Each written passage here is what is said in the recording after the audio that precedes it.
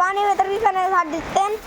পানির ভিতর ঝাড় না দিলে যে এগুলা জঙ্গল লাগা যাবে নিচে আর ঝাড়তে হবে না, বেশি পানি আসলে। তো তা পানির ভিতর পানি ঘুরে আসলে আর জঙ্গল ঝাড়তে হবে না। ভিজার তো ভোগ করে ঝাড়তে। ওখানে ঝাড় দিচ্ছি ভোগ করে।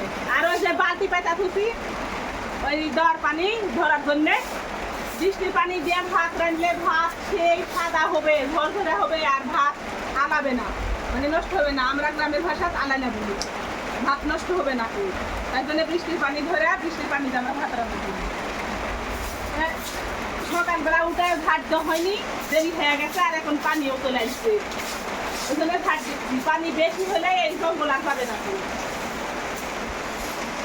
মানুষ কি করবে? আমার ঝাড় দেওয়া কমপ্লিট, ঝাড় দেওয়া হয়ে গেছে। এখন আমি লাহারি বানাবো। কি লাহারি? রুটির লাহারি। তোমার আব্বা হাটের থেকে কালকে 1 কেজি ময়দা আনিছে, রুটি খাবে তাই জন্য। ময়দা মানে আটা, ওই আটা দিয়ে রুটি খাবে।